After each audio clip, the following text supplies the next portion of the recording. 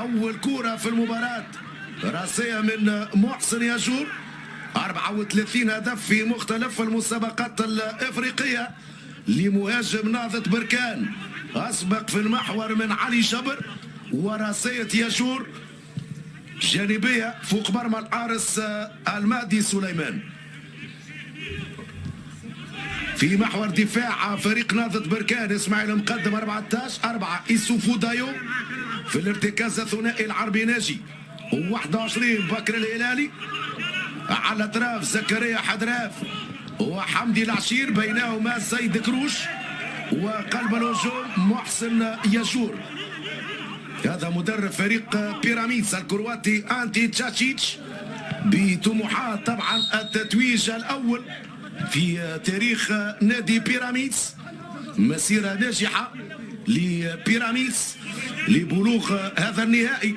في المقابل طارق سكتيوي بطموحات طبعا تدارك اذاعه اللقب الموسم الماضي امام الزمالك المصري. ترجع كره من سهيل العروبي، بعد كره مباشره الى خارج ارضيه الملعب، وتماس لنهضه بركان. يعطي كره من محمد عزيز.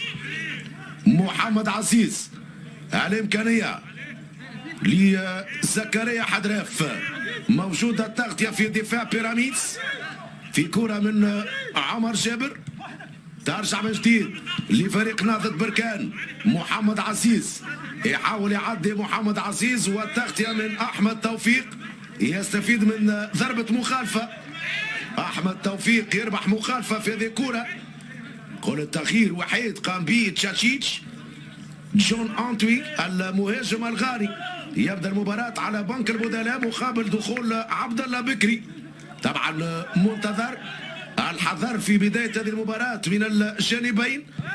ترجع كرة من مهدي سليمان.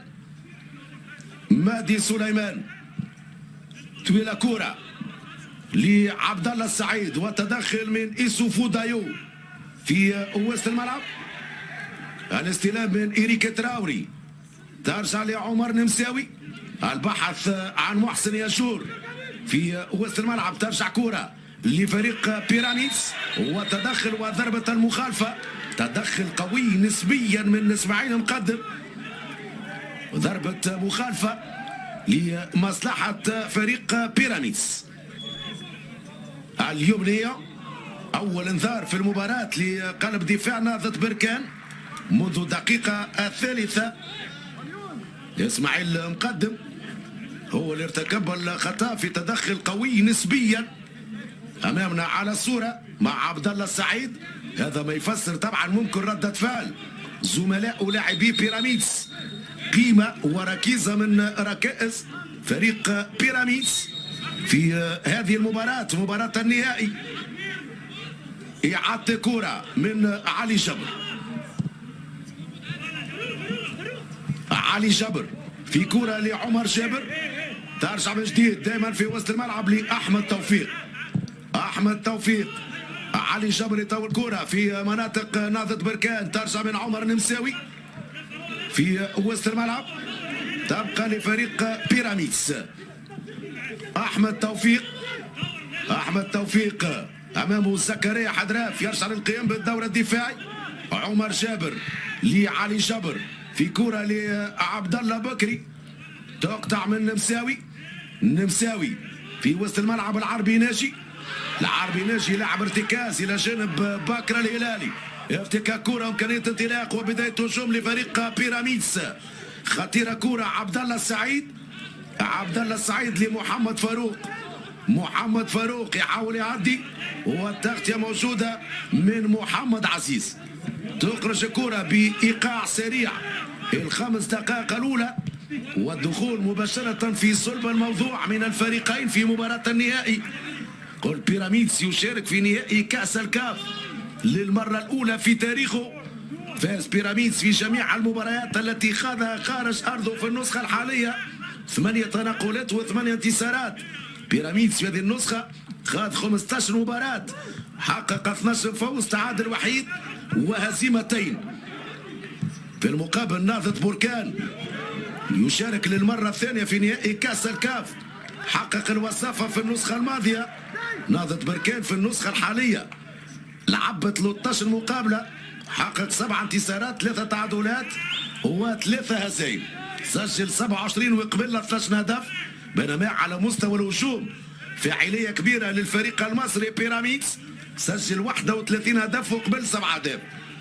عبد الله السعيد في بداية هجوم لبيراميدز يتدخل معاه، يرجع على مستوى التغطية بكر الهلالي في كرة تنتهي إلى خارج أرضية الملعب، 5 امتار 50 لنهضة بركان.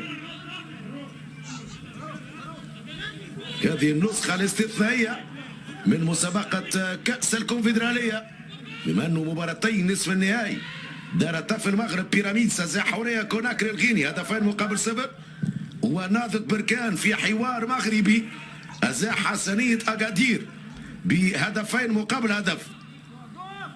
كرة لعمر نمساوي مازالت الكرة يتدخل في عملية الإبعاد دفاع بيراميدز.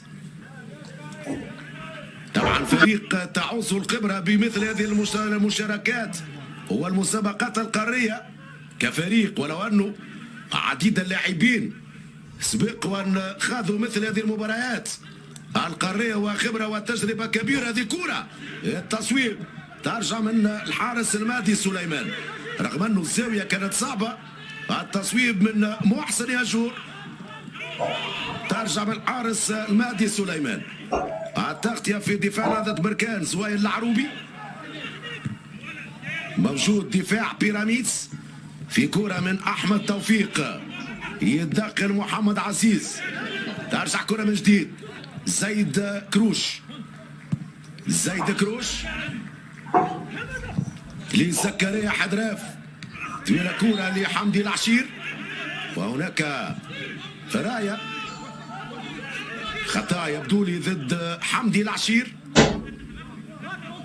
إلى جانب محسن ياجور، أو لمسة يد في عملية الصعود وترويج الكرة، وهذه عادة للمحاولة السابقة من محسن ياجور، خذا الأسبقية على علي جبر صوب، والحارس المادي سليمان. ترجع كرة من جديد محسن ياجور، حط كرة لزكريا حدراف يبعد على أحمد توفيق، حب يرجع لمحسن ياجور، أقرب الكرة للحارس المادي سليمان. بيراميدز على مستوى طبعا مرحلة المجموعات كانت تصدر المجموعة الأولى، مجموعة ضمت النادي المصري، إنوغور رانجيرز النيجيري ونواديبو الموريتاني، 15 نقطة في 6 مباريات، 5 انتصارات وهزيمة، سجل 14 وقبل 3 أهداف. الخسارة الوحيدة على مستوى المجموعات لبيراميدز كانت أمام إنوغور رانجيرز، بينما نهضة بركان تصدر بدوره المجموعة الثانية أمام زاناكو الزامبي وموتيما بيمبي من الكونغو الديمقراطية.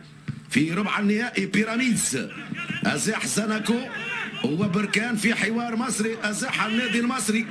نصف النهائي منذ أيام بيراميدز تفوق وتعال على حساب حورية الغيني، وبركان أزاح حسنية أكادير. ترجع كرة من رمي التماس من أحمد توفيق لمحمد فاروق، يضغط يشور لكن قبله نبيل عماد، بعيدة كرة على عبد الله السعيد، يتابع محمد عزيز يستفيد من ضربة أو رمي التماس. أحمد توفيق، ترجع كرة لعمر جابر، البحث عن إيريك تراوري، ترجع كرة من بكر الهلالي في دفاعات فريق بيراميدز من أحمد منصور، لمسة واحدة عبد الله السعيد حاب يرجع في كرة قصيرة لمحمد حمدي، افتكاك وامكانيه الانطلاق في مناطق فريق بيراميدز، فنوع من المجازفه، خطيره كره خطا في دفاع فريق بيراميدز، خطا مشترك بين المدافع والحارس المادي سليمان. كاد فريق نهضة بركان ان يفتتح التسجيل في العشر دقائق، تردد المادي سليمان بعد ضغط من محسن ياجور، وضاعت الكرة، يتدارك دفاع فريق بيراميدز قبل ان تصل لحمدي العشير. خطأ آخر هنا تدخل على محمد فاروق، يبدو لي اصطدام بين لاعبين. محمد فاروق من جانب بيراميدز ولاعب نهضة بركان، يبدو لي عمر النمساوي في عملية الصعود، أو العربي ناجي. هذه عادة في كرة عادة المدافع عبد الله بكري كاد يستغلها فريق نهضة بركان. تمريرة كانت من زيد كروش لحمدي العشير، لكن يرجع دفاع بيراميدز يتدارك ويتفادى قبول هدف مبكر قد يغير الكثير في هذه المواجهة. بعد 11 دقيقة لعب مشاهدينا الكرام في شوط المباراة الأول، النتيجة دائما متعادلة دون أهداف بين بيراميدز المصري ونهضة بركان. نهائي كأس الكونفدرالية في انتظار طبعا نهائي المسابقة الأولى، مسابقة الشامبيونز ليج، بعد أن أجل نصف النهائي الثاني إلى غرة نوفمبر بين الزمالك والرجاء. طبعا انتهى الفريق الأهلي على حساب الوداد، وتقرر إجراء مباراة النهائي بتاريخ 6 من نوفمبر في العاصمة المصرية القاهرة. يغادر العربي ناجي ممكن لمواصلة الإسعافات خارج أرضية الملعب. اليوم نيو الحكم الكاميروني دولي منذ 2008 أدار نهائي كأس الأمم الأفريقية في النسخة الأخيرة نسخة 2019 بين السنغال والجزائر.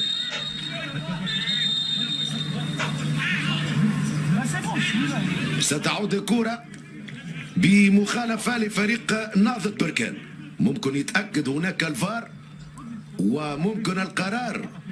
العربي ناجي شاهدناه كان رد الفعل، استفاد من مخالفة لكن رد الفعل على لاعب فريق بيراميدز وممكن يكلفوا الكثير. يعني رد الفعل حيرة طارق السكتيوي، مرت سلامات ترجع كرة لنبيل عماد دونجا في محور الدفاع إسوفو دايو لإسماعيل مقدم، مرفوعة كرة عمر النمساوي وإمكانية لهجوم لفريق نهضة بركان. الاعتراض موجود من عبد الله بكري ومخالفة لمصلحة نهضة بركان، خطأ ومخالفة من محمد حمدي، تدخل من محمد حمدي على حمدي العشير، هو المساعد هو من أشار إلى وجود هذه المخالفة. يمشي للتنفيذ عمر النمساوي، لاعب يمتاز بعرضيات وتوزيعات دقيقة عمر النمساوي، ويبدو لي كان هناك انذار لمحمد حمدي، يبدو لي الحكم وجه انذار لمحمد حمدي، بالفعل يتحصل على البطاقة في 13 دقيقة من هذا الشوط الأول. كرة جانبية على يسار الحارس المهدي سليمان، التنفيذ من عمر النمساوي بعد اسماعيل مقدم، انذار لمحمد حمدي من جانب فريق بيراميدز.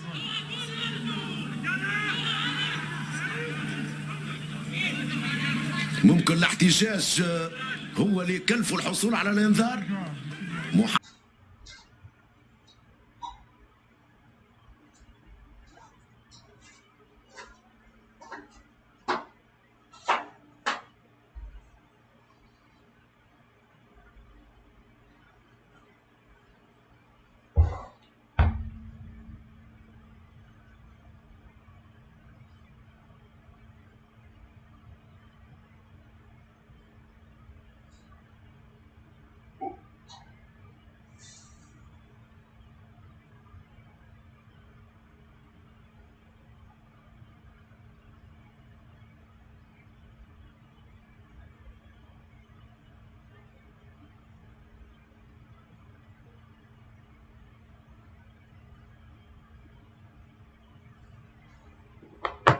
احمد توفيق في اعاده الكره من رمي تماس، احمد توفيق مع عبد الله السعيد، تبقى كرة دائما وحوار.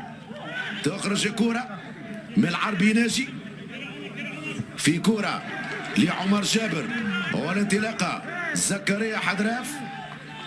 التماس لمصلحة بيراميدز.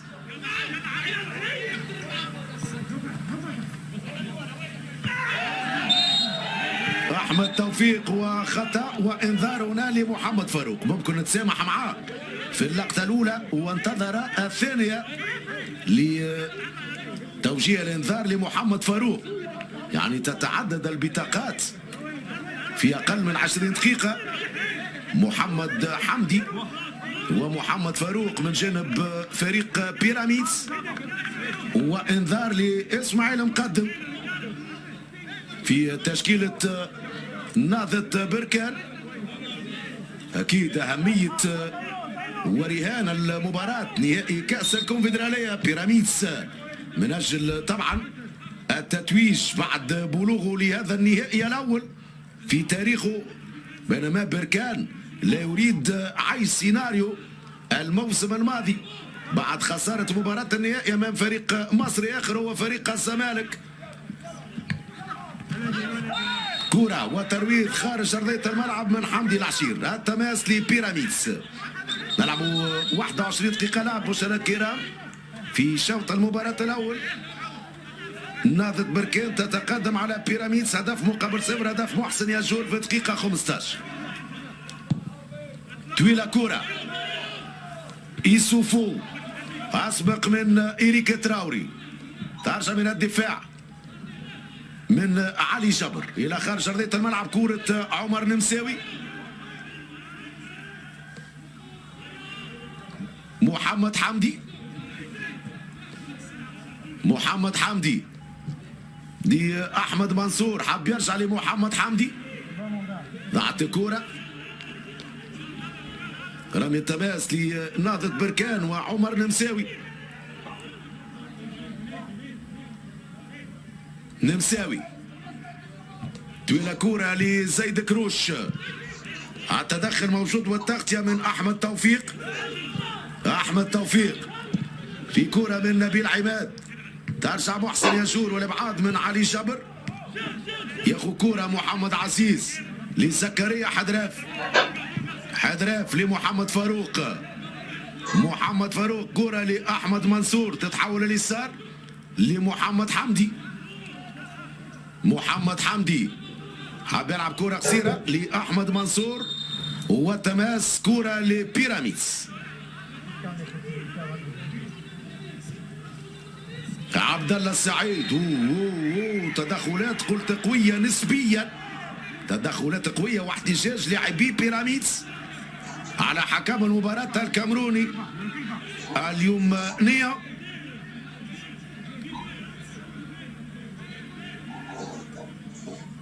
تدخل كان قوي من العربي ناجي. يبقى لاعب بيراميدز.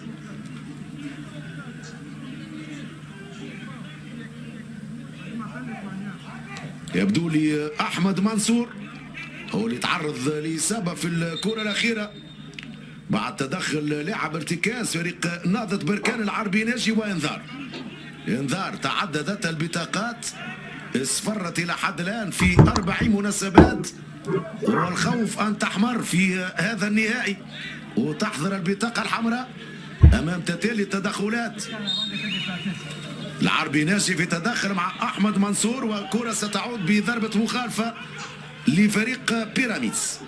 عبد الله السعيد في تنفيذ المخالفة. يرفع كرة عبد الله السعيد ترجع من اسماعيل مقدم والركنية لبيراميدز. أبعدها اسماعيل مقدم كرة إلى ضربة ركنية يمشي للتنفيذ عبد الله السعيد لاعب التجربة والخبرة في تشكيلة فريق بيراميدز. تنفيذ ثنائي. يلعب كرة قصيرة مع محمد حمدي ترجع من الدفاع. ما زالت الإمكانية في بداية هجوم ممكن معاكس لمصلحة نهضة بركان. ترجع بالراس أسبق علي جبر من حمدي العشير في وسط الملعب. بكر الهليالي حمدي العشير، اسبق منه احمد منصور. احمد منصور قصيره كوره لمحمد حمدي. محمد حمدي لعبد الله السعيد. عبد الله السعيد بدا يدخل في المباراة. فريق بيراميدز بدا يدخل في المباراة. فريق بيراميدز قلت من بين الأندية اللي طبعا تقبل اللعب تحت الضغط خارج قواعدها، ولو انه عامل الملعب لم يعد له أهمية كبيرة في ظل غياب الجماهير. ضربة ركنية لفريق بيراميدز والتنفيذ من أحمد توفيق. يرفع كرة أحمد توفيق ترجع من إيسوفو دايو. كرة ثانية وبعدها زكريا حدراف يمشي للضغط محسن ياجور. هو التغطية من الدفاع. يرجع محمد حمدي لعارسه المادي سليمان. نسبة امتلاك الكرة واضح، قلت الأفضلية لفريق بيراميدز في حدود 60%. التصويبات والخطورة لنهضة بركان 5 تصويبات منها 2 مؤثرة على مرمى المادي سليمان. انطلاقة زكريا حدراف. يمشي حدراف يدخل منطقة الجزاء. حدراف قريب على اليمنيون يطلب اللعب. فقد توازنه زكريا حدراف والكاميروني قريب يطلب اللعب. ترجع من جديد الكرة لفريق بيراميدز. محمد حمدي لعبد الله السعيد. يرجع من جديد محمد حمدي لإيريك تراوري. عبد الله السعيد في وسط الملعب يرتكب ضربة مخالفة عديدة. المخالفات ممكن تأثر على إيقاع ونسق المباراة. واضح طبعا عملية الإيهام بوجود تدخل وخطأ غير موجود في كرة كانت بين عبد الله بكري وزكريا حدراف. ممكن تمركز الحكم كان يسمح له انه يتخذ القرار في مواصلة اللعب. إصابة لإيسوفو دايو. إيسوفو دايو قلب الدفاع البوركينابي. طبعا إجراءات استثنائية وبروتوكول صحي في هذا النهائي وفي هذه النسخة الاستثنائية. فكر على بنك بدلاء. طبعا بنك البدلاء في المدرجات بالنسبة لنهضة بركان. والتفكير والحوار يتواصل من أنتي تشاتشيتش المدرب الكرواتي لفريق بيراميدز اللي يبقي على المهاجم الغاني جون أنتوي على دكة الاحتياط مبدئيا في هذا الشوط الأول.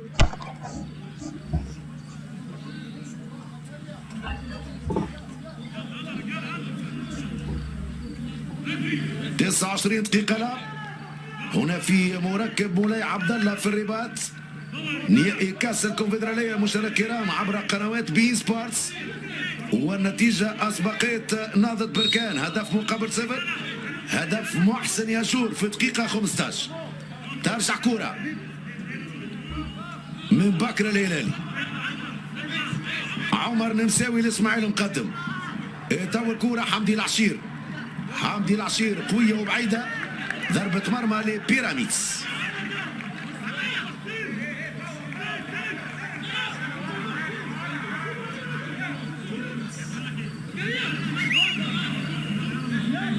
ستعود الكرة من المادي سليمان. هذا إيريك تراوري المهاجم البوركينابي في تشكيلة بيراميدز. ترجع كرة من العربي ناجي. التدخل وبعد الكرة من نبيل عماد. حاول يضغط زيد كروش. تخرج كرة من أحمد منصور مقدم قبل إيريك تراوري. بزت الخطورة لعبد الله السعيد والدفاع موجود قبل عمر جابر. ومرة أخرى تتوقف المباراة بسبب الإصابات. تتوقف مرة أخرى المباراة في إصابة لكل من إسماعيل مقدم مدافع فريق نهضة بركان وعمر جابر من جانب فريق بيراميدز. قلت مباراة فيها الكثير من الاندفاع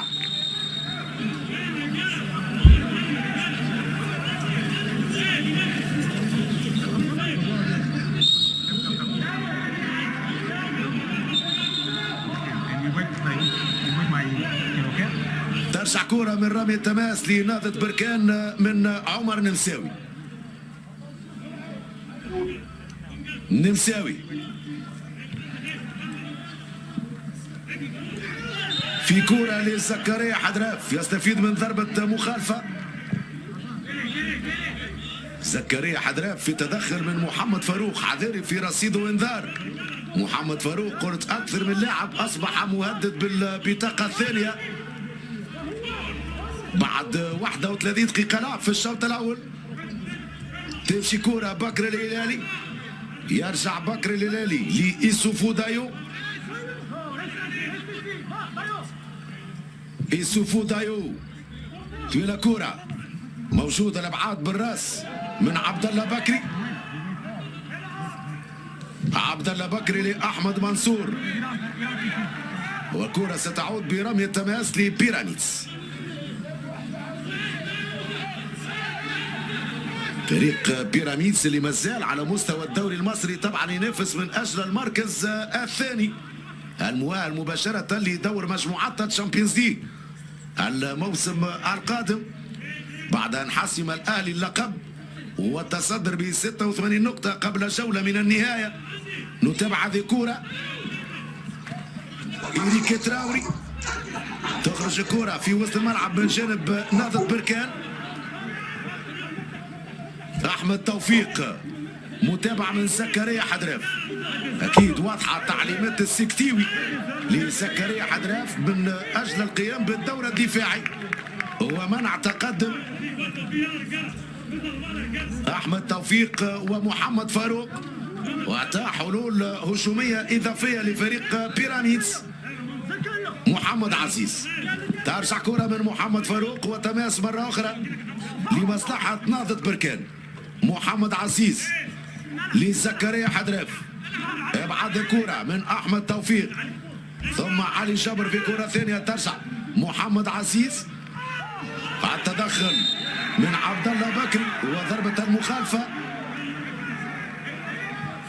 ضربة مخالفة يعني أهم ما يمكن ملاحظته التوتر الكبير، توتر واضح من جانب لاعبي فريق بيراميدز،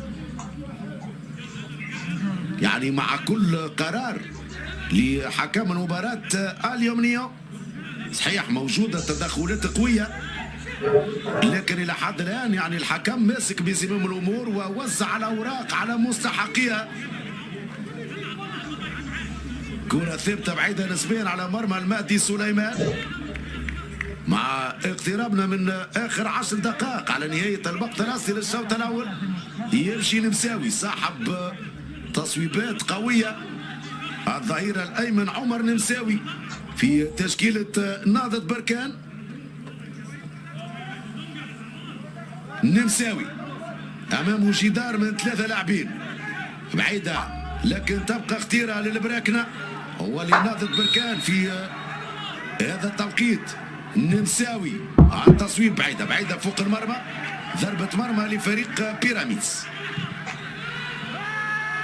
ترجع كرة بسرعة لمحمد حمدي، اسماعيل مقدم اسبق من إيريك تراوري لكن يستعيدها فريق بيراميدز.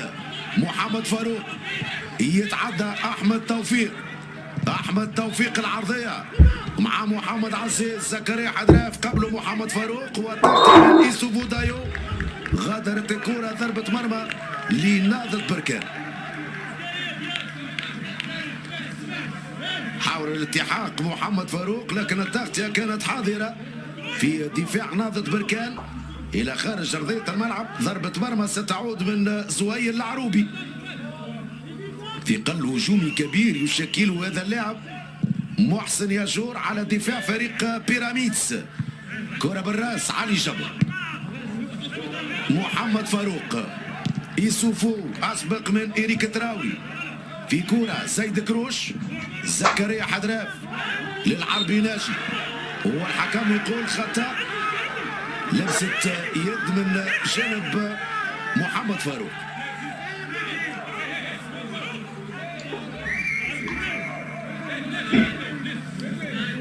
أو عمر جابر هو اللي لمس الكرة من جانب فريق بيراميدز. التنفيذ من اسماعيل مقدم. يستعيد بيراميدز. عمر جابر لعبد الله السعيد، حاول يبعد على العربي ناجي، احتفاظ بالكرة تمشي لأحمد منصور. نبيل عماد طويلة كرة لمحمد فاروق، لكن موجود محمد عزيز في التغطية، ياخذ كرة زكريا حدراف وتدخل أحمد توفيق دون مخالفة. حكم مرة أخرى يوقف اللعب، يستعمل الصافرة يعني بشيء من المبالغة. حكم المباراة اليومية. أكيد سلامة اللاعبين تبقى هي الأهم، لكن عند استعادة الكرة وإمكانية لبداية هجوم من جانب بيراميدز في كرة وحوار بين أحمد توفيق وحمدي العشير.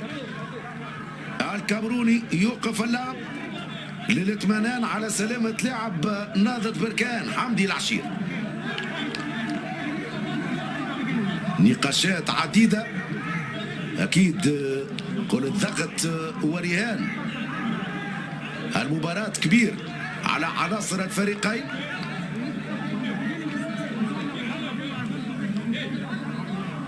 المدرب أنتي تشاتشيتش المدرب الكرواتي لفريق بيراميدز، طبعا تجربة وخبرة كبيرة، رغم أنه يخوض تجربة أولى على مستوى تدريب واحد من الأندية العربية والإفريقية. مدرب سابق للمنتخب الكرواتي بين سبتمبر 2015 وأكتوبر 2017.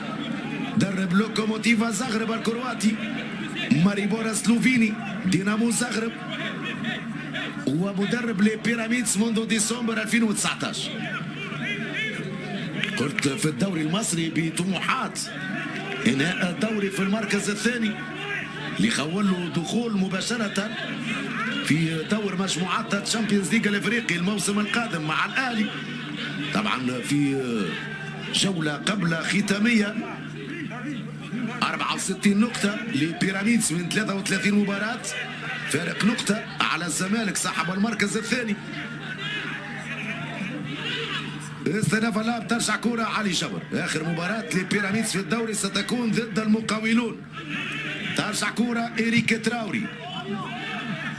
كذلك نهضة بركان كان من بين المنافسين على لقب الدوري المغربي لحدود يعني الجولات الختامية. الدوري المغربي اللي عرف الكثير من الإثارة هذا الموسم، وتنافس كبير كان بين الثلاثي الرجال وداد ونهضة بركان، وحسم الأمر في آخر جولة وممكن في آخر الدقائق في الجولة الختامية، والتتويج كان لفريق الرجاء، مركز ثاني للوداد ومرتبة ثالثة لنهضة بركان.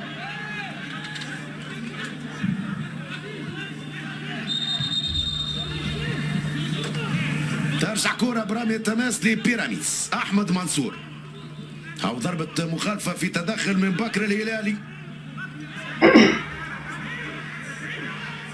أو مخالفة. تنفيذ أحمد منصور. ترجع كرة بالراس من إيسوفو دايو. كرة لزكريا حدراف والانطلاقة من حمدي العشير. احتفال بالكرة، يحاول يبعد على أحمد توفيق، وضربة المخالفة لحمدي العشير. أكيد يعرف جيدا فريق بيراميدز مدى خطورة الثنائي في الخط الأمامي لفريق نهضة بركان، العشير ومحسن ياجور. هذا ما يفسر عدم المجازفة إلى حد الآن من خلال الاعتماد على 3 في المحور من جانب تشاتشيتش. هذه كرة والثانية في دين الحارس مهدي سليمان. قلت لا يجازف من خلال تدعيم الخط الخلفي في هذا الشوط الأول، يعتمد على 3 لاعبين في المحور، أحمد منصور، علي جبر، ومعاهم عبد الله بكري. آخر 5 دقائق لنهاية الوقت الأصلي للشوط الأول. دائما أسبقية نهضة بركان 1-0. هدف محسن ياجور في دقيقة 15. عبد الله بكري لأحمد منصور. إيريك تراوري يلعب قصيرة لعبد الله السعيد. ترجع من جديد أحمد منصور لعمر جابر. التوزيع منصور إيريك تراوري وقبله إسماعيل مقدم. ياخذ كرة ثانية نبيل عماد لأحمد منصور، يبعد على عمر نمساوي. في كرة عبد الله السعيد وإيسوفو دايو ينجح في إبعاد كرة للتماس. ممكن بقليل من التركيز فريق بيراميدز قادر أنه يكون أفضل في ظل طبعا أفضليته على مستوى الاستحواذ، لكن إلى حد الآن يعني ما وجدش الفاعلية في دفاعات فريق نهضة بركان. واضح طارق السكتيوي يعطي الأولوية لتأمين دفاعه مع الاعتماد على سرعة الانتقال عند استعادة الكرة للوضعية الهجومية، في تعويل على سرعة العشير. كذلك زكريا حدراف وإمكانيات وقيمة الهداف محسن ياجور. المخالفة لبيراميدز، خطأ من زكريا حدراف أو كروش زيد كروش هو اللي يتحصل على الانذار. زيد كروش هو اللي يتحصل على البطاقة. 42 دقيقة، البطاقة الخامسة إلى حد الآن والثالثة من جانب فريق نهضة بركان بعد إسماعيل مقدم. هو العربي ناجي، تمشي كرة إيريك تراوري، إمكانية العرضية أحمد منصور والعربي ناجي يبعد كرة وعرضية من محمد حمدي. ترجع محمد حمدي لأحمد منصور. عبد الله السعيد يدخل إيسوفو دايو، تمشي كرة لمحسن ياجور يتبع فيها علي جبر. يستعد فريق بيراميدز. إيريك تراوري لعبد الله السعيد، تتعدى كرة لمحمد فاروق. محمد فاروق يبعد على حدرف والتصويب بعيدة كرة محمد فاروق. يستحوذ لكن الصعوبات تكون في 30-25 متر الأخيرة في ظل غياب المساحات أمام لاعبي بيراميدز. يختار التصويب محمد فاروق بعيد على مرمى زويل العروبي. 5 امتار 50 لفريق نهضة بركان. زويل العروبي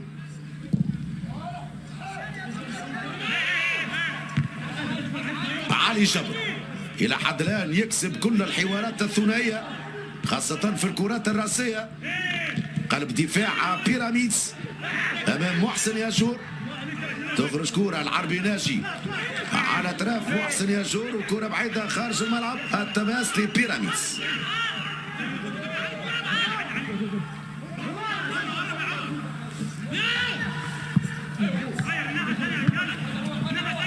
عبد الله السعيد يخسر الكرة عمر جابر وعبد الله السعيد ضربة مخالفة لنهضة بركان. العربي ناجي يربح مخالفة.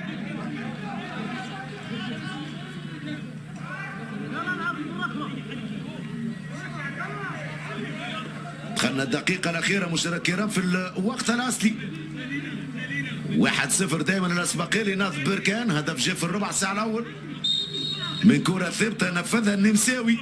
تردد في دفاع بيراميدز لبعد كرة تأخر استغله محسن ياجور لافتتاح التسجيل. بعد كرة يتابع محمد حمدي إلى خارج أرضية الملعب. كرة كانت طويلة من إسماعيل مقدم. ترجع ضربة مرمى من مهدي سليمان. علي جبر أحمد توفيق تضرب في زكريا حدراف. يدارك أحمد توفيق والمخالفة من محسن ياجور. ترجع بسرعة محمد فاروق لنبيل عماد. نبيل عماد محمد حمدي. إيريك تراوري قبله إيسوفو دايو. تمشي كرة لبكر الهلالي. عمر نمساوي يخير العودة إلى حارسه زويل العروبي. اليوم نيا يضيف دقيقتين كوقت بديل في نهاية هذا الشوط الأول. العربي ناجي والمخالفة لزكريا حدراف في تدخل من أحمد توفيق.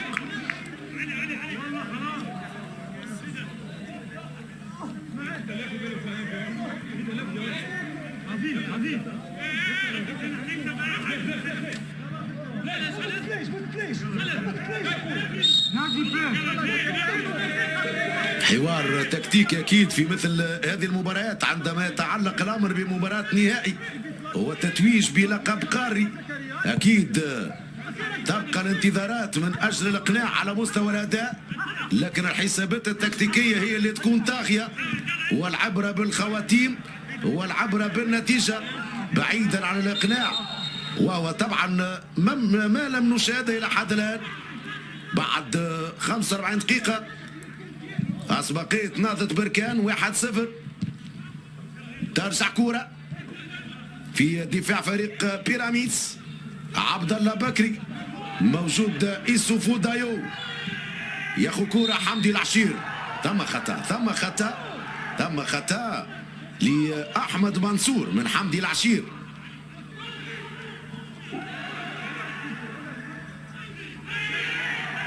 قلت شاهدنا عديد اللقطات ممكن اللي فيها توتر.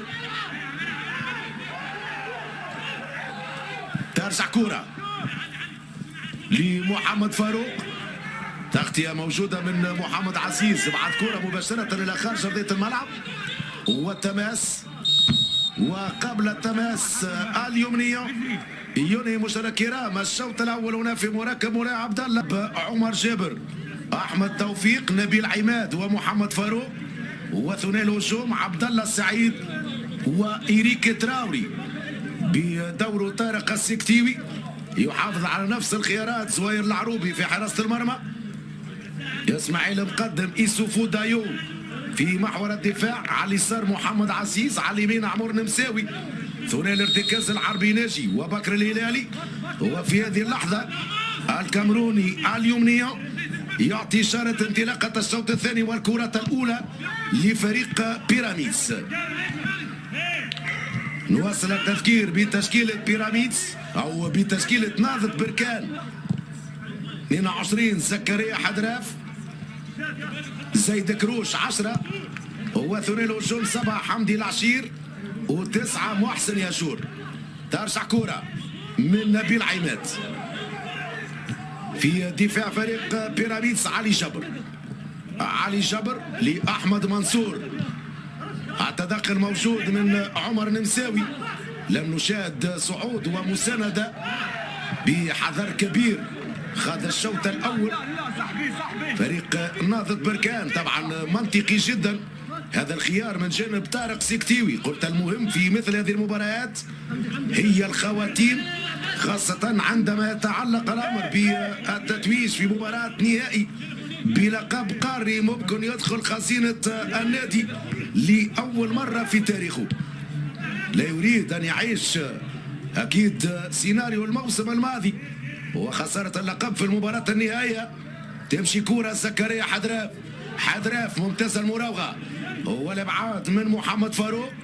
خروج بكرة من جانب بيراميدز، عبد الله السعيد لإيريك تراوري، وموجود زهير العروبي. تغطية من المقدم، يخرج في استلام الكرة الحارس زهير العروبي. ترجع كرة من إيسوفو دايو ياخذ كرة حمدي العشير، وضربة المخالفة لا في كرة كانت أحمد منصور. رمي التماس يقول حكم المباراة. ترجع من نمساوي يصوب وكورته فوق مرمى المادي سليمان. هدف آخر في هذا التوقيت لنهضة بركان مع بداية الشوط الثاني ممكن كانت تتسهل عليه المباراة.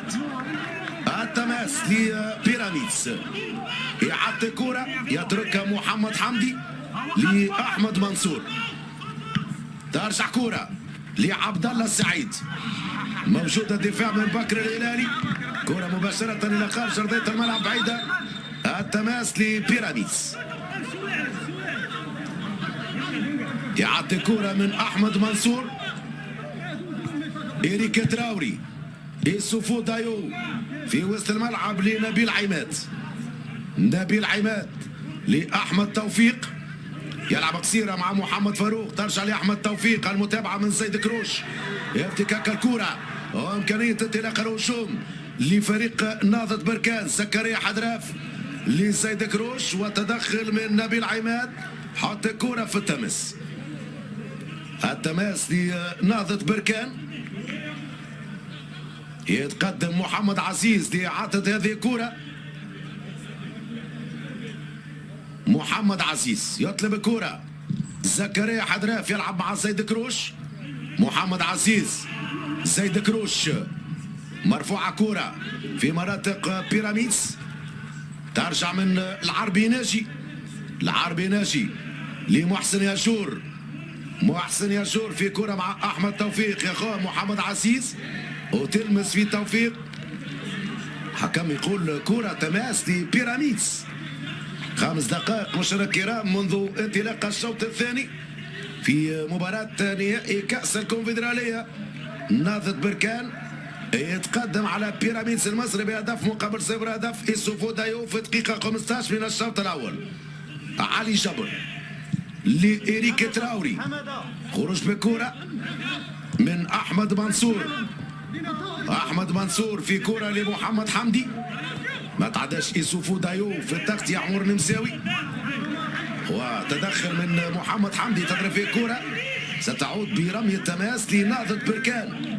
دوره يفكر سكتيوي ممكن في القيام ببعض التغييرات.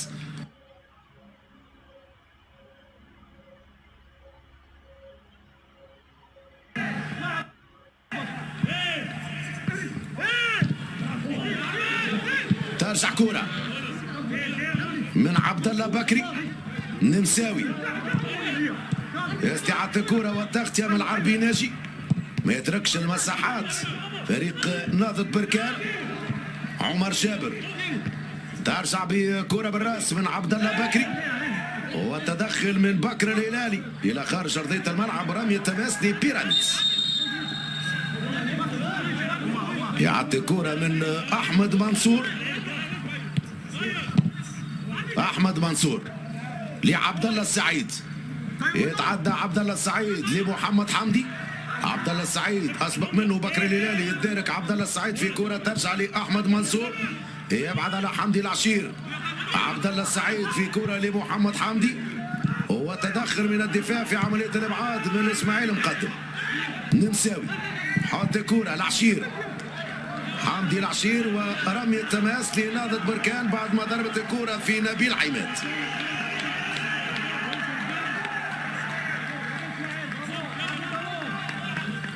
يتقدم لإعادة الكرة عمر نمساوي. طارق السكتيوي من أجل لقب أول إفريقي بالنسبة لنهضة بركان، طبعا في صورة فوز نهضة بركان سيكون التتويج الأول لهذا الفريق على المستوى القاري، ويكون نهضة بركان خامس فريق مغربي يتوج بالبطولة بعد الجيش الملكي 2005 الفار، فتح الرباطي في 2010، المغرب الفاسي في 2011، والرجاء البيضاوي في 2018. بينما على مستوى طبعا فريق بيراميدز سيكون في صورة تتويجه لقب الأول في تاريخه على مستوى جميع البطولات، ويكون ثالث فريق مصري يتحصل على هذا اللقب بعد الأهلي في 2014 والزمالك في النسخة الماضية نسخة 2019. ما زالت المباراة كرة أحمد توفيق، أحمد توفيق لمحمد فاروق، محمد فاروق يتابع في محمد عزيز، محمد فاروق خطيرة كرة وتدخل من بكر الهلالي، يخرج كرة يشور في كرة لبكر الهلالي، يتدخل إيسوفو، تبقى كرة لبيراميدز محمد حمدي لعبد الله السعيد. عبد الله السعيد يحاول زكريا حدراف والتدارك موجود من محمد فاروق. محمد فاروق التوزيع في كرة ترجع من اسماعيل مقدم، كرة من جديد في وسط الملعب لفريق بيراميدز. احمد منصور، حمدي العشير، يعني القيام بالدور الدفاعي واضح من حمدي العشير، وكل العناصر الاحتياطية لنهضة بركان تستعد في انتظار تغييرات قادمة من جانب المدرب طارق السكتيوي. في الانتظار كرة من رمي التماس نمساوي، عمر نمساوي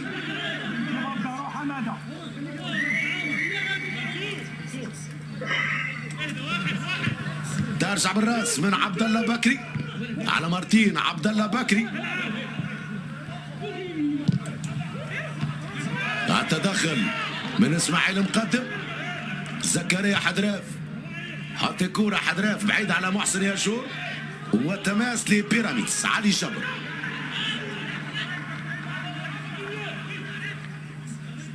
ترجع كوره إيريك تراوري وحدراف يتركها الى خارج ارضيه الملعب. بعيدة كوره كانت على محمد فاروق.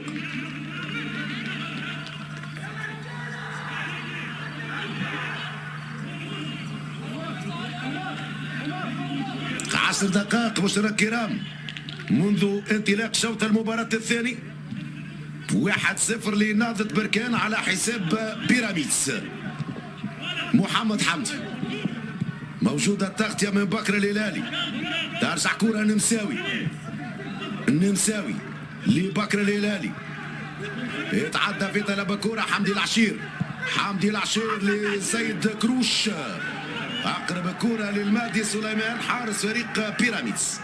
بينية أرادها في دار المدافع. حمدي العشير في اتجاه زيد كروش لكن كان أقرب المادي سليمان. إسماعيل مقدم. العربي ناشي يتدخل في الكرة بكر الهلالي مع نبيل عماد. ترجع كرة لفريق بيراميدز. أحمد توفيق تعداش العربي ناشي. ضاعت الكرة على زكريا حدراف وكرة إلى خارج أرضية الملعب. رمي تماس لبيراميدز. تنطلق التغييرات. يخرج أحمد منصور في تشكيلة بيراميدز. أحمد منصور يترك مكانه لإبراهيم حسن. إبراهيم حسن ياخذ مكان أحمد منصور في خيارات الكرواتي تشاتشيتش في توقيت 56 دقيقة لعب. أكيد المجازفة من جانب فريق بيراميدز للتدارك. متوسط ميدان مكان مدافع.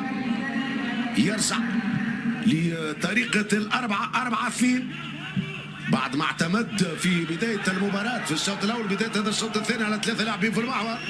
كرة لإيريك تراوري الإمكانية. أول كرة إبراهيم حسن تضرب في أحد المدافعين وتتحول إلى ضربة ركنية.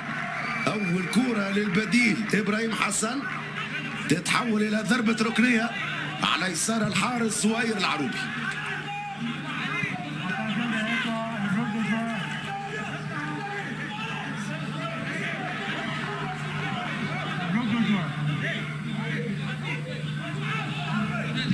مرفوعة كرة ترجع من اسماعيل مقدم إلى خارج أرضية الملعب. تبقى من تماس لفريق بيراميدز.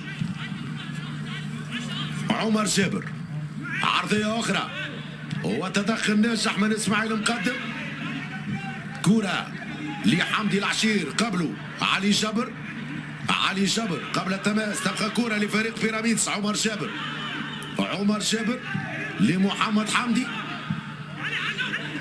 إبراهيم حسن محمد حمدي لمحمد فاروق. يرجع محمد فاروق يحاول فريق بيراميدز. نبيل عماد في تأخير لأحمد توفيق. عرضية أخرى وناجح إسماعيل مقدم في إبعاد مجمل الكرات إلى حد الآن في محور دفاع فريق نهضة بركان. خطأ من بكر الهلالي ومخالفة لإيريك تراوري أو محمد عزيز هو من ارتكب المخالفة على إيريك تراوري. تنفيذ كرة أخرى وإمكانية أخرى لبيراميدز. قصيرة كرة لعبد الله السعيد لمحمد حمدي لمحمد فاروق. يبعد على بكر الهلالي. ترجع من جديد لمحمد فاروق لأحمد توفيق مع إبراهيم حسن لعبد الله السعيد. محمد فاروق يقبل اللعب فريق نهضة بركان منذ بداية هذا الشوط الثاني. يترك المبادرة لفريق بيراميدز. نقترب من ربع ساعة الأول وضربة المخالفة لإيسوفو دايو. يتدخل البوركينابي صاحب الهدف الوحيد لمصلحة نهضة بركان، وتغيير أول من جانب نهضة بركان والمدرب طارق السكتيو. الكاس أمين الكاس ياخو مكانه. أمين الكاس متوسط الميدان 32 عام، متوسط ميدان فريق نهضة بركان، يستعد لأخذ مكانه في تشكيلة نهضة بركان.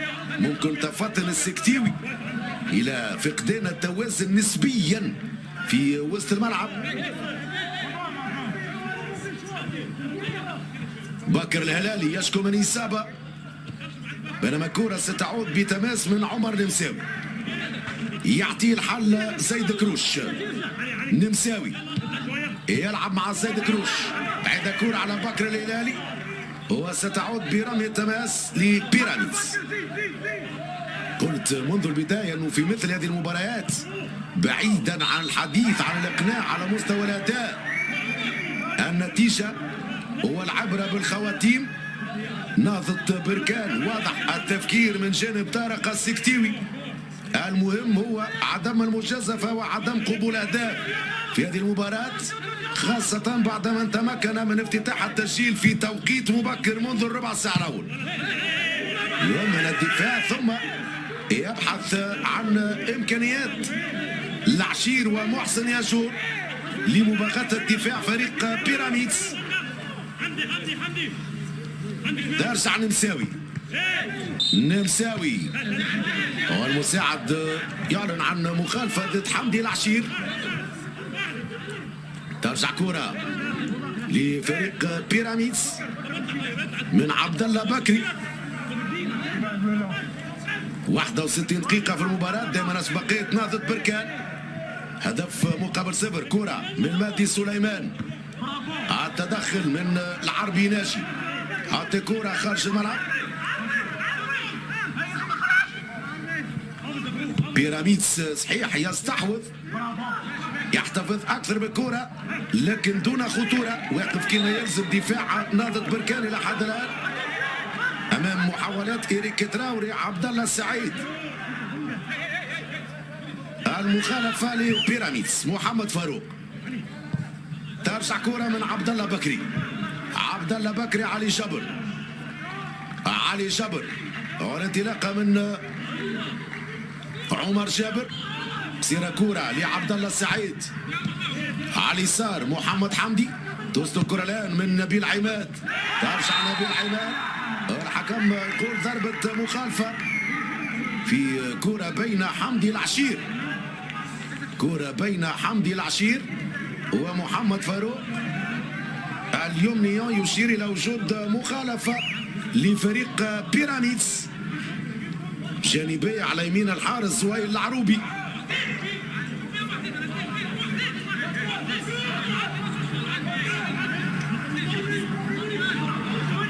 مخالفة لفريق بيراميدز، التنفيذ من محمد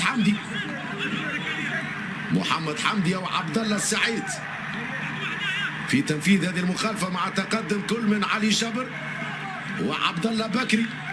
أمامنا على الصورة ثنائي محور دفاع فريق بيراميدز، يتقدم هذه الكرة الثابتة. عبد الله السعيد هو الأقرب للتنفيذ، عبد الله السعيد هدف التعادل اللي ضاعت، خطيرة كانت في الشباك الصغيرة. كرة محمد فاروق في الشباك الصغيرة، خطيرة هذه كرة ثابتة. والمخالفة لبيراميدز، شوف أسبق على مستوى القائم الأول في الاستلام محمد فاروق قبل الإسماعيل مقدم. خطيرة هذه كرة لفريق بيراميدز، ضربة مرمى.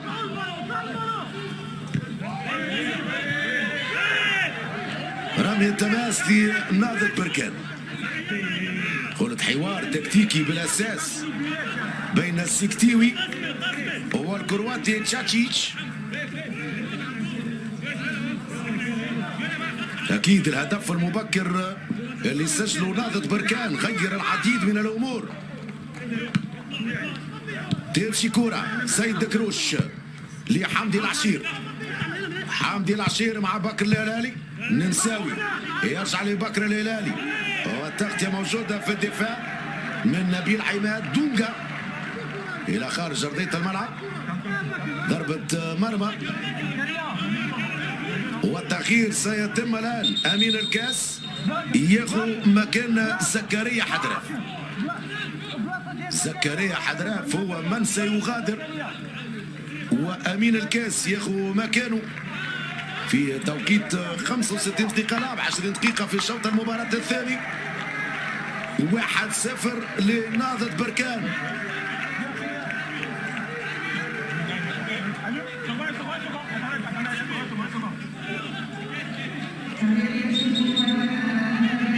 بينما هنا الغاني جوندوكو أنتوي. المجازفة واضحة من جانب مدرب بيراميدز ياخذ مكان أحمد توفيق. يدفع بالمهاجم الغاني جوندوكو أنتوي بديلا لأحمد توفيق. ترجع كرة من دفاع بيراميدز. يعني يلعب بإيريك تراوري جوندوكو أنتوي وعبد الله السعيد في هذه الدقائق. فريق بيراميدز. ترجع كرة من نمساوي.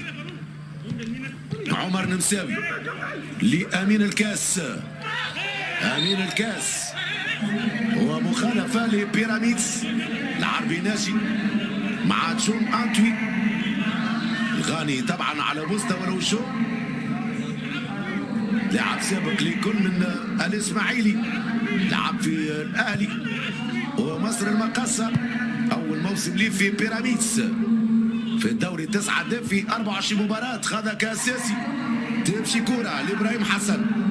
إبراهيم حسن العرضية كرة ترجع من أمين الكاس وتدخل في الثاني. أمين الكاس عبد الله السعيد مازال موجود. دفاع فريق نهضة بركان. إخراج كرة العشير. حمدي العشير لكروش يبحث عن ياجور والتغطية موجودة من أحمد منصور أو عبد الله بكري. عبد الله بكري في إبعاد كرة إلى رمي التمس. عمر نمساوي.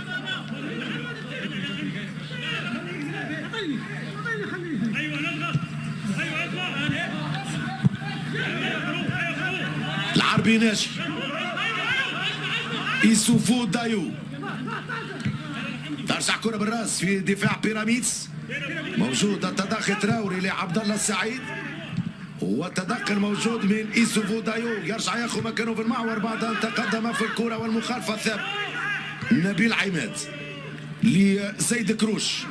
حمدي العشير. العشير لمحسن ياشور قبل كروش. ترجع كرة من احمد منصور. اصبح يؤمن الجهه اليسرى في دفاع بيراميدز بعد التغيير اللي قام به المدرب تشاتشيتش. اقع والمتابعه من زويل العروبي الى خارج ارضيه الملعب. ضربه مرمى لمصلحه نهضه بركان. هذه عاده للكره السابقه والفرصه لنهضه بركان في كره من النمساوي تجاوزت لتصل للحارس المادي سليمان. ترجع كرة حمدي العشير. عبد الله بكري لمحمد فاروق. عبد الله السعيد. ابراهيم حسن. ابراهيم حسن يخسر الكرة مع سيد كروش. أنتوي خطيرة كرة في دفاع فريق نهضة بركان والتدارك من محمد عزيز. مخالفة واضحة من علي جبر يدفع على محسن ياجور. طبعا محسن ياجور قلت يشكل عبء هجومي وثقل هجومي على الدفاعات فريق بيراميدز. لم نشاهد صعود لثنائي علي جبر وعبد الله بكري امام محسن ياجور يجبر هذا الثنائي على عدم التقدم والاكتفاء بالدور الدفاعي الى حد الان. ترجع كره نبيل عماد، إيريك تراوري، عبد الله السعيد. نسبة امتلاك الكرة على غرار الشوط الأول 61% لبيراميدز، لكن الخطورة على مستوى عدد التصويبات 8 مرات صوب نهضة بركان، منها كورتين مواترة على مرمى المهدي سليمان، في المقابل 6 تسديدات من جانب بيراميدز كلها بعيدة على مرمى سويل العروب. يعني الاستحواذ لا يعني بالضرورة الأفضلية إلى حد الآن بالنسبة لبيراميدز. تتواصل صعوباته للوصول لمرمى العروبي النمساوي. ترجع كرة من محمد حمدي، حسن ياشور، ارتباك وقطع مشترك بين عمر جابر وعبد الله بكري بين العشير. بركان قريبة جدا من إضافة الهدف الثاني. اختار الحل الفردي حل التصويب حمدي العشير، وفرصة كبيرة ضاعت على بريكنا لتدعيم الأسبقية في 71 دقيقة. هدف آخر في هذا التوقيت يسهل أكثر ويقرب أكثر نهضة بركان من اللقب. تمشي كرة مخالفة إيسوفو دايو. قلت رغم أنه نهضة بركان يترك الاستحواذ على الكرة لبيراميدز، لكن الخطورة من جانب نهضة بركان أكثر.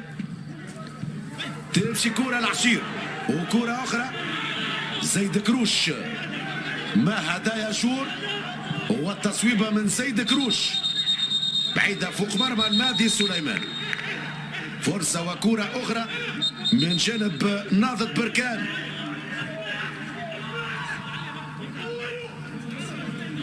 ما لعبش الهجوم فريق نهضة بركان في هذه المباراة، لكن في كل مرة يتقدم لمناطق بيراميدز إلا وصنع الخطورة. طبعا يبقى خيار تكتيكي من جانب طارق السكتيوي.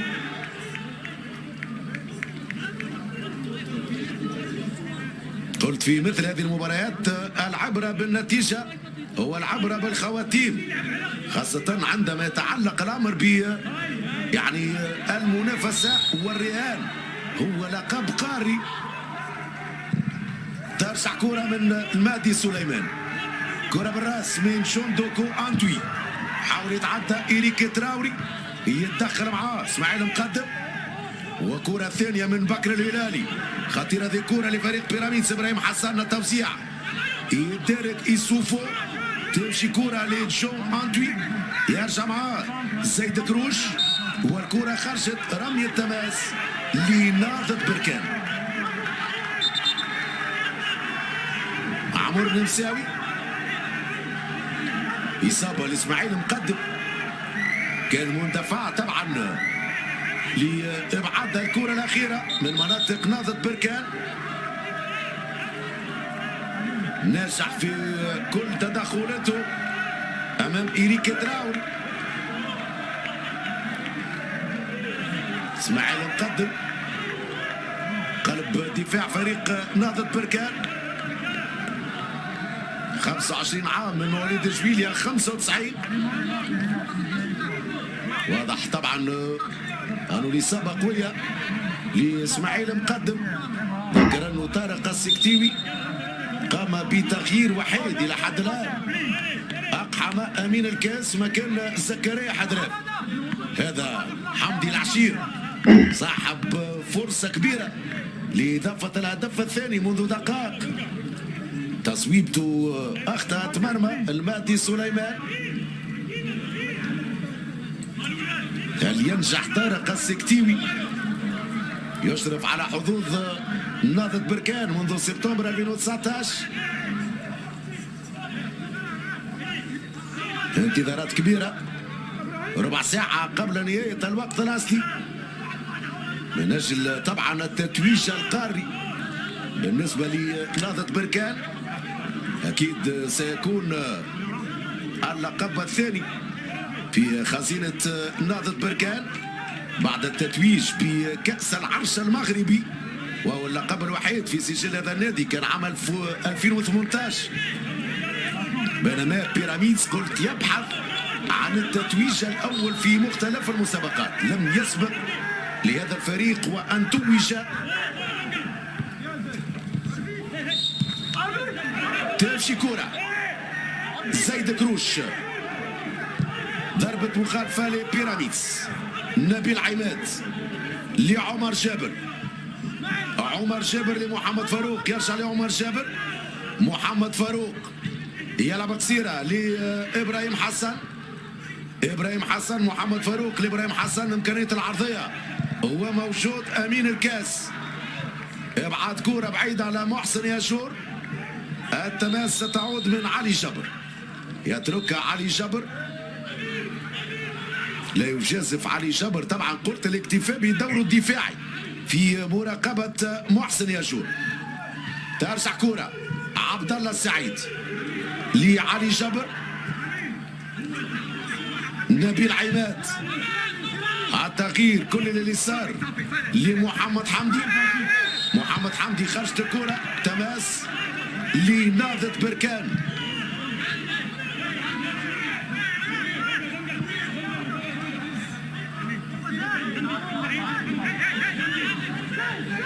غادرت بالكامل الكرة، ترجع من الإنسان والمخالفة لحمدي العشير.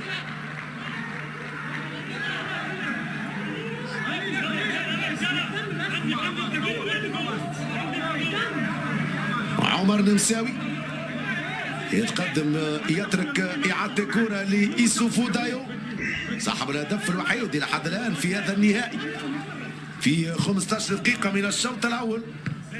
كرة بالراس ياشور لزيد كروش، تمشي لليسار بكر الهلالي، بكر الهلالي الاحتفاظ بالكرة من جانب فريق نهضة بركان. أمين الكاس زيد كروش لحمدي العشير قبل التماس، حمدي العشير يرجع لأمين الكاس، التوزيع وتدخل من دفاع فريق بيراميدز. حمدي العشير يستفيد من تماس، حمدي العشير يربح تماس بعد تدخل عبد الله بكري.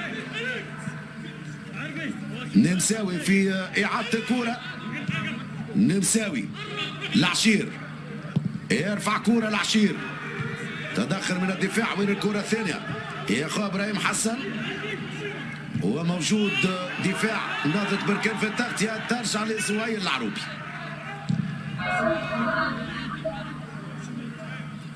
ياشور قبله علي جبر، تدخل في كرة محمد فاروق مع زيد كروش، ترجع من العربي ناجي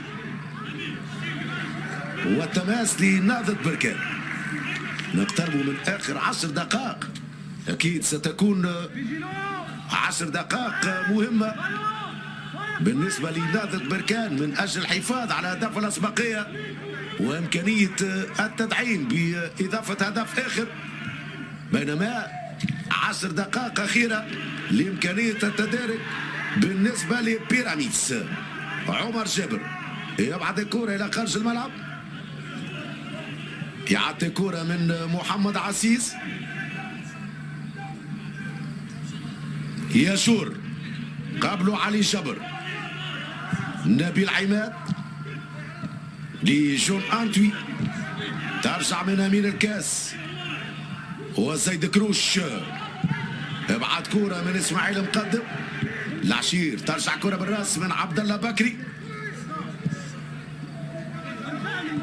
لمحمد حمدي، محمد حمدي يا اخوانه أمين الكاس، أمين الكاس يترك اللعب، حكم المباراة، تمشي كرة لزيد كروش، كروش كاس للعربي ناجي، طويلة كرة لحمدي العشير، حمدي العشير متابع من عبد الله بكري، حمدي العشير حط كرة ياشور، ياشور يخيل اليسار يبحث عن الزاوية، التصويب ياشور جانبية لمرمى المهدي سليمان، محسن ياشور يفتح الزاوية يغير على الرجل اليسار امام علي جبر، وتصويبته بعيد على مرمى المهدي سليمان.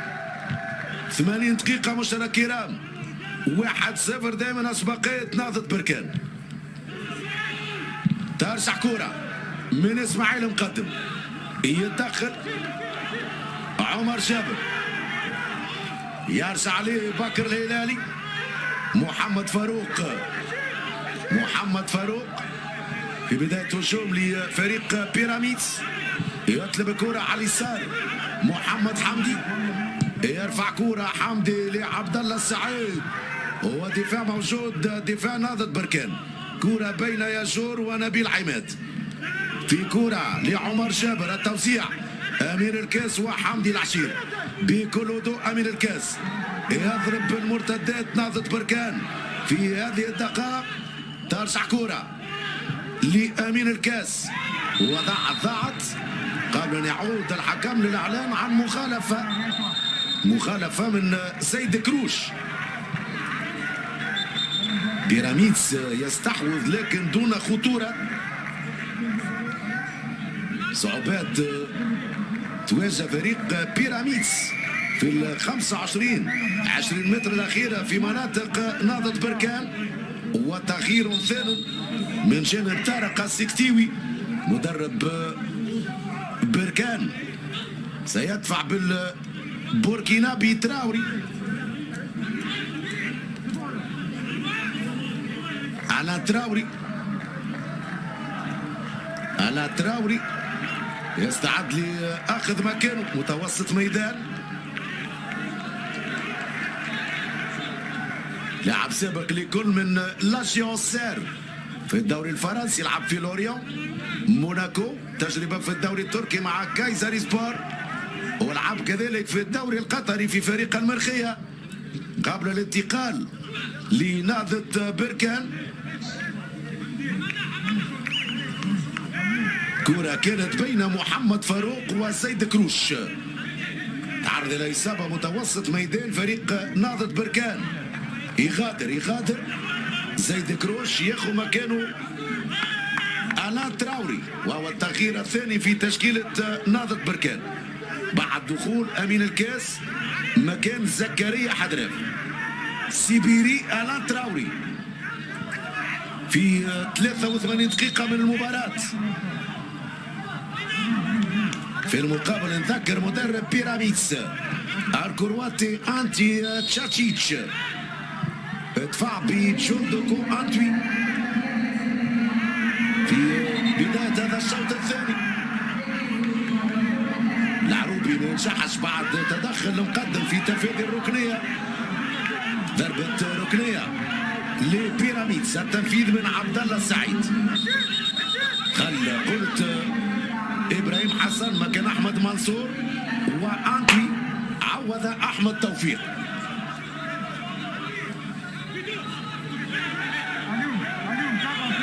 ركنية لبيراميدز، تنفيذ من عبد الله السعيد.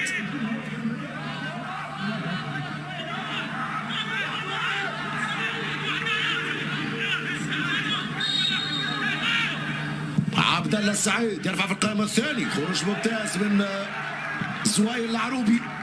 تمشي كرة إبراهيم حسن، يرجع لنبيل عماد، كرة إلى خارج أرضية الملعب، تبقى تماس لبيراميدز.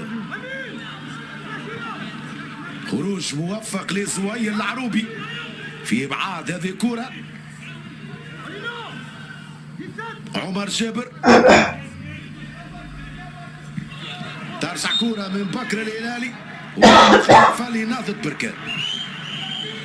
نجح في التعامل إلى حد الآن نهضة بركان، ترك طبعا المبادرة والاستحواذ لبيراميدز، ولو أنه الاستحواذ لم يكن بالخطورة في مناطق فريق نهضة بركان.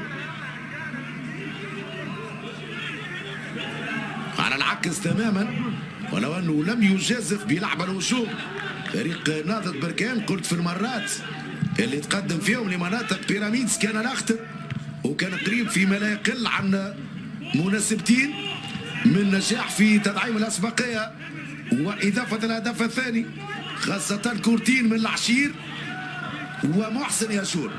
العشير يخسر كرة أمين الكاس، ترجع من جديد الإمكانية نبيل عماد إمكانية للتصويب إذا مش خطأ. يفتك كرة انطلاقة من أنا تراوري، والتماس لنهضة بركان بعد الابعاد من عبد الله بكري او علي جبر. علي جبر هو اللي يبعد الكرة.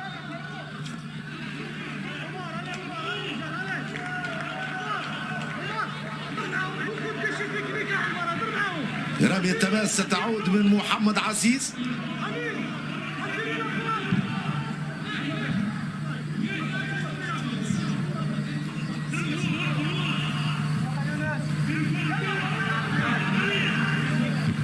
أنا تراوري، محسن ياشور ياخذ اسبقيه على نبيل عماد. ياشور يبعد على عمر جابر، يلعب ليمين الكاس، تمشي كرة بكر الهلالي. بكر الهلالي يمين الكاس، يمين الكاس يدخل منطقة الجزاء. الكاس عرضية وموجودة دفاع من علي جبر. ضربة مخالفة لعمر جابر، المخالفة لعمر جابر في خطأ من بكر الهلالي.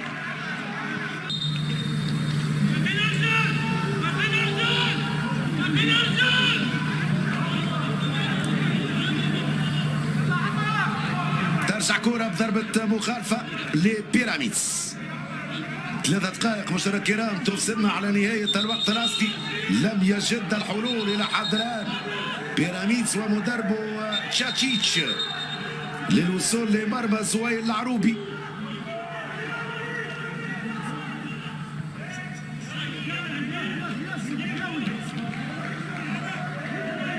ثلاث دقائق تفصل نهضة بركان وطارق السكتيوي على التتويج بأول لقب قاري في تاريخ نهضة بركان. وسيشاهد ممكن اللقطة الحكم الكامروني اليومنية في كرة كانت بين بكر الهلالي وعمر جابر.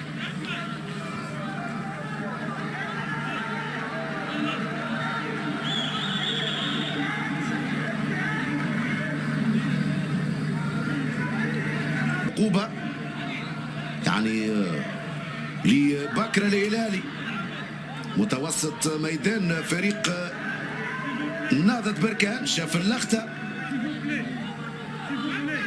شاف اللقطة الحكم الكامروني، وممكن دقيقة قبل نهاية الوقت الأصلي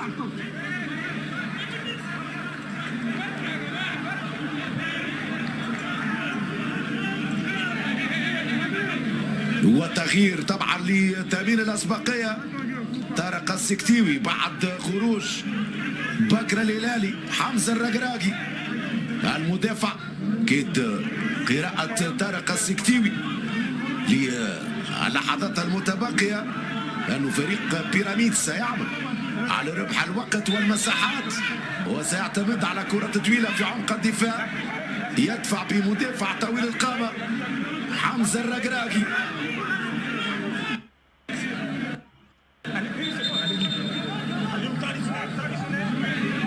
انذار لحارس بيراميدز مادي سليمان. يتحصل حارس بيراميدز مادي سليمان على الانذار مع نهاية 90 دقيقة. كم سيضيف الحكم الكامروني كوقت بديل؟ يطلب المغادرة من بكر الهلالي. 4 دقائق، 4 دقائق كوقت بديل، 4 دقائق كوقت بديل. والتأخير سيتم الآن. من سيغادر وياخذ مكانه حمزة الرقراقي. قلت مدافع طويل القامة يدفع به طارق السكتيوي في آخر دقائق الوقت البديل لتأمين الدفاع. أكيد باش يلعب في آخر هذه الدقائق ب3 في المحور. إسماعيل مقدم، إيسوفو دايو ومعاهم حمزة الرقراقي. يخرج زيد كروش، ولا انه خرج زيد كروش، خرج رقم 10، خرج رقم 10 وترك مكان 9 محسن ياشور. محسن ياشور، زيد كروش كان غادر.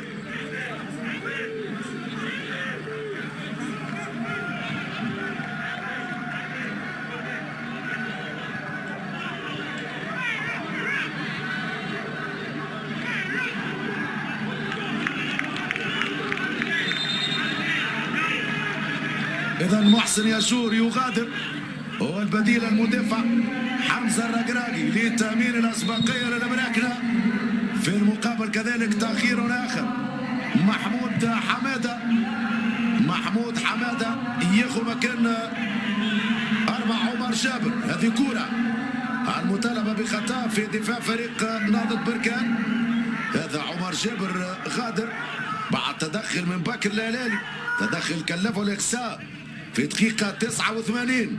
طويلة كرة ترجع من إسماعيل مقدم، يحاول يتابع عبد الله السعيد، رمية تماس عبد الله السعيد لإبراهيم حسن، وضربة ركنية لبيراميدز. إبراهيم حسن هو ما سيتولى التنفيذ على يسار الحارس وائل العروبي. رقابة الرقراقي في القائم الأول وفي الشباك الصغيرة. ركنية بعد تدخل دفاع نهضة بركان إسماعيل مقدم. صعبة هذه اللحظات واللحظات الأخيرة. مرفوعة كورة من حسن وسوائل العروبي، استلامها كورة حارس نهضة بركان سوائل العروبي. هذه الإعادة ومقدم في بعض كورة بانتظارات من بنك فريق نهضة بركان. طبعا بعد أن ضاع التتويج في نسخة الموسم الماضي أمام الزمالك، فاز هنا 1-0 وخسر في استاد القاهرة 1-0 بعد الاكسترا تايم، وبركلة الترجيح تتويج كان للزمالك. يعني فريق نهضة بركان واضح أنه خذ العبرة والتجربة والخبرة من مشاركته في النسخة الماضية، لم يجازف، تعامل بذكاء كبير في مباراة اليوم، أعطى الأولوية لتأمين الدفاع خاصة بعد نجاحه في افتتاح التسجيل في توقيت